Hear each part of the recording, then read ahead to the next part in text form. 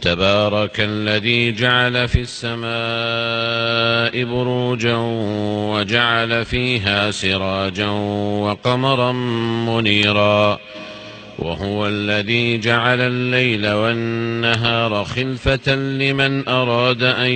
يذكر أو أراد شكورا وعباد الرحمن الذين يمشون على الأرض هونا وإذا خاطبهم الجاهلون قالوا سلاما والذين يبيتون لربهم سجدا وقياما والذين يقولون ربنا اصرف عنا عذاب جهنم إن عذابها كان غراما إنها ساءت مستقرا ومقاما والذين إذا أنفقوا لم يسرفوا ولم يقتروا وكان بين ذلك قواما والذين لا يدعون مع الله إلها آخر ولا يقتلون النفس التي حرم الله إلا بالحق ولا يزنون ومن يفعل ذلك يلقى أثاما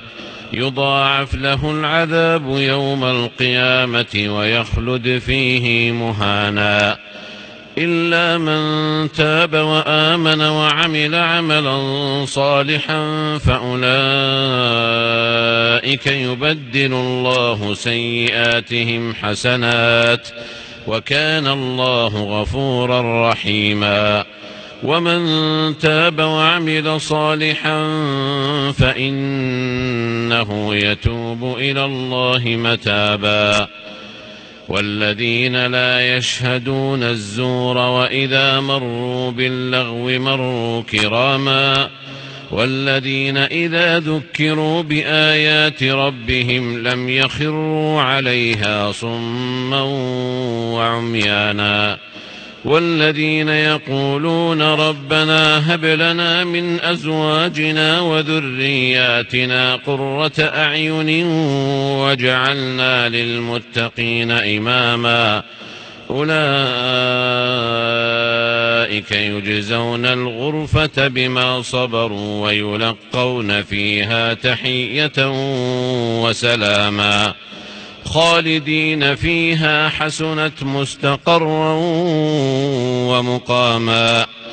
قل ما يعبأ بكم ربي لولا دعاؤكم